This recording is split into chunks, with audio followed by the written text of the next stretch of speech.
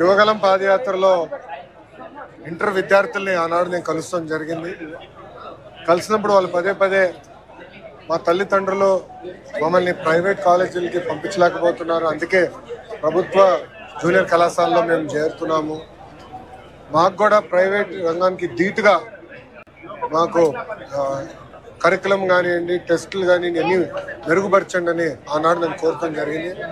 దాంట్లో భాగంగా మన ప్రభుత్వం ఏర్పడిన వెంటనే జూనియర్ కళాశాలలో ఉచితంగా టెక్స్ట్ బుక్స్ మనం అందజేస్తాం జరిగింది. ఇప్పుడు ప్రధానంగా మధ్యాహ్న భోజనం కూడా మన పిల్లలకి మన ప్రభుత్వం అందజేస్తాం జరుగుతుంది. నాలెడ్జ్ ఎకానమీలో హెచ్ఆర్డి మినిస్ట్రీ అనేది చాలా కీలకమైన పాత్ర వహిస్తుంది. ఆ అవకాశం నాకు గౌరవ ముఖ్యమంత్రి చంద్రబాబు నాయుడు గారు మంత్రిగా నాకు ఇచ్చారు. ఒక బాధ్యతగా మేము వ్యవహరిస్తున్నాం.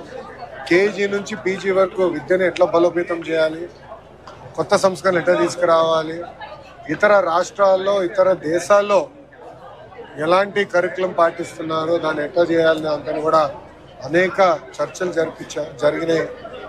అదేవిధంగా యూనియన్లతో కూడా మేము మీటింగ్లు పెట్టుకుంటాం జరుగుతుంది.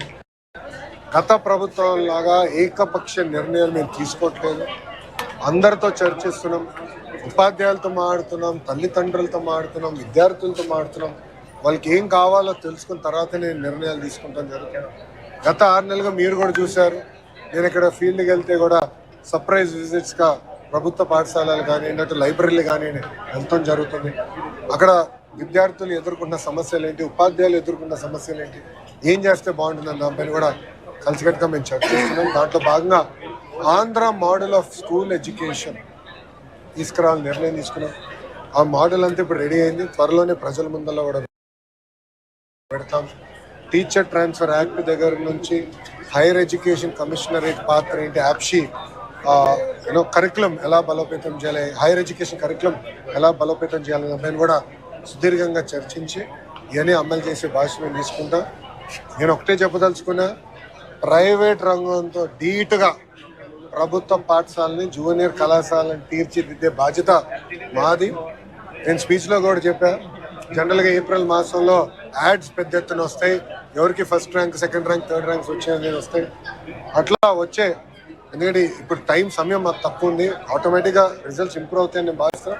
అంతేకాకుండా వచ్చే సంవత్సరం నుంచి వాళ్ళతో ధీటుగా పనిచేసి ప్రభుత్వ జూనియర్ కళాశాలని బలోపేతం చేసే బాధ్యత మన ప్రభుత్వం తీసుకుంటుంది. ఇప్పుడు మీకు ఏమైనా ప్రశ్న ఉంటే దానికి సమాధానం చెప్పండి. అదే వచ్చే సంవత్సరం నుంచి పాఠశాలలు ప్రారంభించే ముందర తల్లికి వందనం అనే కార్యక్రమం అమలు చేస్తాం.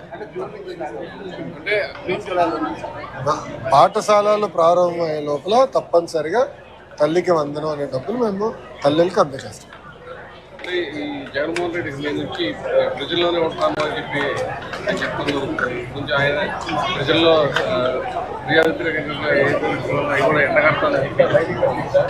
ఇప్పుడు గత ప్రభుత్వంలోగా ప్రజల వ్యతిరేక ప్రభుత్వం అది కాదు. ప్రజలతో ఎప్పుడు ఉంటున్నాం, ప్రజల సమస్యలు తెలుసుకుంటున్నాం, ప్రజల సమస్యలు మేము పరిష్కరిస్తున్నాం. మీరు చూస్తే ప్రజా దర్బార్ నేను పెట్టుకుంటున్నా, శాసనసభ్యులు, మెంబర్ ఆఫ్ పార్లమెంట్స్ కూడా అనేక కార్యక్రమాలు వాళ్ళు కూడా పెట్టుకుంటారు, ప్రజల్లోకి వెళ్తున్నారు, సమస్యలు తెలుసుకుంటున్నాం.